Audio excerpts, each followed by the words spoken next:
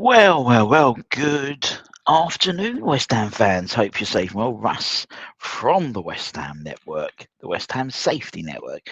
Hope you, as I hope you're safe and well again. Anyway, uh, this morning spoke about some more players we've been linked to, as well as a bit of movement, maybe for players out. Although he's definitely, in terms of Caelan Casey, the club announcing that he is going to be in Cardiff Swansea this season. Um, good luck to him on that. Also links with Alexander Zorloff. Just can't see it happening. If we're led to believe we've got a limited budget, unless there's something going behind the closed doors in terms of clubs coming in for our players. Can he see us getting much more else than maybe a few million for someone like a Guerrero Rodriguez, maybe? But you never know. We know Atletico Madrid are interested, or they have shown an interest in Edson Alvarez. So you could think potentially, although as I said, and I've been banging the drum about, yes, I'd rather have if that deal was on the table, I'd rather us go back and say, right, we'll have Conor Gallagher. I think he would probably do more for this side than someone like a Zorlov, because you still have that problem in the midfield. But one player we have been linked to quite a lot, we know, is Jacob Ramsey. Now, according to reports, West Ham are going to be lastminute.com and hope to utilise the end of the transfer window as an opportunity to get him in. Last year we had the same thing with a bit different with Carlos Soler, who signed on a deadline day year loan. Where we signed 9 or 10 players, I think, that over that window, and potentially that's what they're looking to do again. There's a couple of articles out there have been quoted. Clarence Hugh picked it up as well to say that West Ham have the long game plan in mind and will continue to the bitter end to secure the services of the reluctant recruit Jacob Ramsey. One of the articles they quoted saying the East End club have a budget of £30 million to strengthen the midfield with Aaron Ramsey, Jacob Ramsey, not Aaron Ramsey. We've given actually no, West Ham quite possibly. He's retired for the last 2 years, isn't he? With Jacob Ramsey as their top target. With the club are willing to wait until the end of the window to get a deal done for the 24-year, despite him showing a reluctance to move to the London Stadium. It never works. It never works, this last-minute approach, because although saying that, let's flip reverse it. Let's go back to last year. Todibo was wanted Juventus, and now he's in the Clattenburg shirt. The issue is you wait so long for such a key position. If it doesn't happen, you're up shit creek without a paddle. We've done that before. We did it the other way. When we sort of we let Fornals and Ben Ramagrave go, and then we didn't have no cover. This is the same, but the other way around. I mean, the fact is, he does. There is a reluctance of him to join. I think also being a World Cup year, you think, is he going to get, someone like Jacob, is he going to get first team football at West Ham regularly? Yes. Is he going to get it at Villa? No. Is he going to get it at Forest? Yes. So there's a reluctance to leave. Actually, for a professional, for his career, moving to a West Ham or Forest or someone in that ilk. Unless it's holding up for someone like Spurs, with James Maddison out for the season, you think someone like Thomas Frank would look at Ramsey as a potential option, and then maybe nothing happens, and then we come back in. For me, if he doesn't want to join, and we've put out all the red carpet to sort of show him how great West Ham could be with him. Rather than put this narrative out there to say we'll wait to the end of the summer transfer window, not going to help us.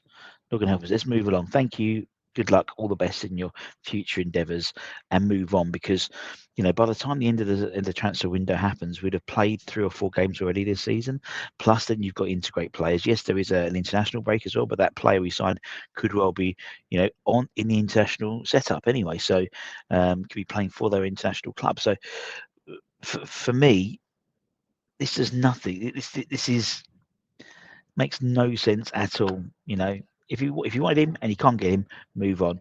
You know, and I assume that they have, and this type of story is put out to smokescreen moves for others, thinking, don't worry about your midfielder. It's all right. We've got Aaron Ramsey. Fucking hell, we've got Jacob Ramsey all lined up. And we're going to try it again in the end of the transfer window. It's such a bizarre story to put out, really. I know we love a saga, don't we, at West Ham? We love a transfer saga. Every year there's ones we've had. In recent years, we've obviously had Youssef En-Nesyri, we've had Carlos Bacca, we've had Abdullah Sima. Do you remember him from Slavia Prague? That one worked well. Every year there is one. Carlos Borges, do you remember him? Again, that didn't work out particularly well for him as well. And maybe Jacob Ramsey is this transfer window's Carlos Bacca. Quite possibly knowing West Ham.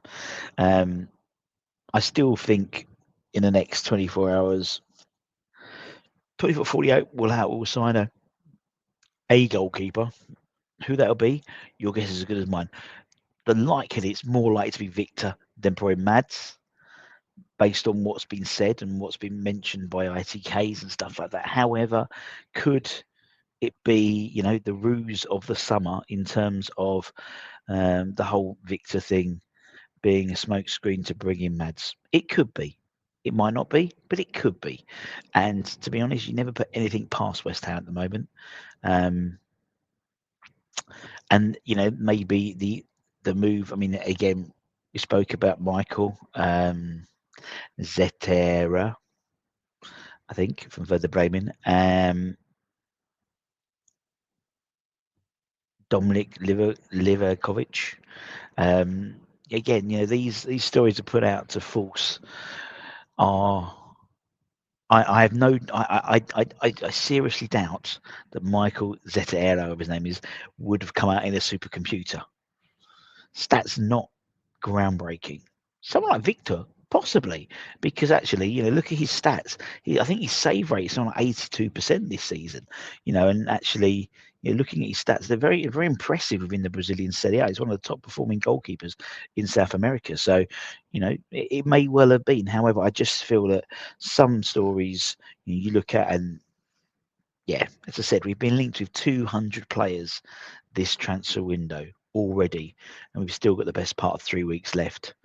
So there's going to be, you know, and which surpasses. I think last year I said it was 167. Now at 200, which is absolutely mental. But stories like lastminute.com just don't add up. Don't add up.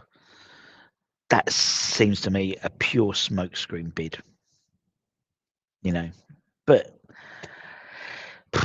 you can wake up tomorrow and he's signed. You know, that's the thing. You know, but I want to be surprised.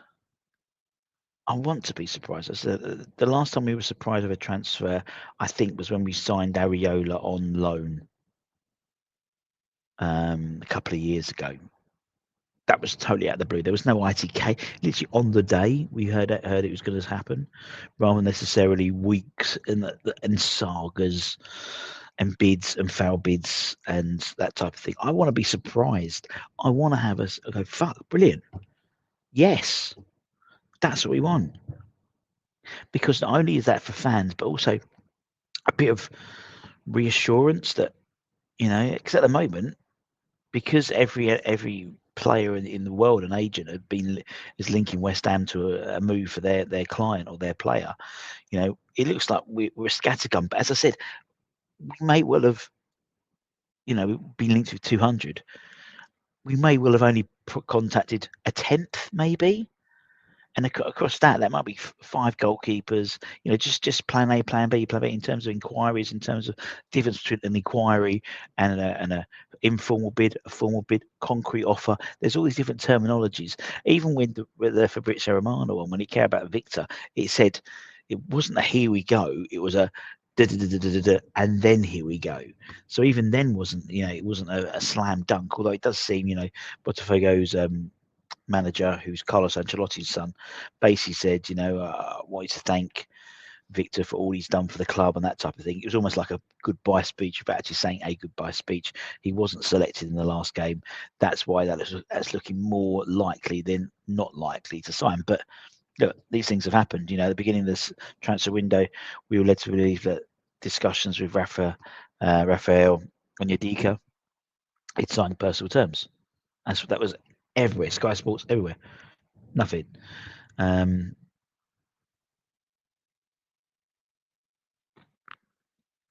But what we do is we try and bring you all the news, so you guys know the news. So you're not an ITK. Well, you are sort of an ITK in terms of in the know of what's being mentioned, rather than in the know of not what's being mentioned. And again, we mentioned before about ITKs and stuff like that. They only get the news that people want them to get the news. There's definitely definitely playing chess behind the scenes and just letting the ITKs know about the pawns moves. I truly believe that. Let's see what happens. Let's see what happens this weekend. Obviously, we play Lille on Saturday. We'll do match day morning for that. I believe it's going to be on West Ham, on the West Ham website as well. So that's all right. So if we can't get along, we don't want to get along, you can at least watch it on the on the club website, probably with loads of adverts in the middle, because they don't switch off the mid-roll adverts. Of course, they get money off that. But yeah, until next time, I'll be back with Hammer's headlines a little bit later on. And I'll see you later, peeps. Much love. Take care. Stay safe. Peace out.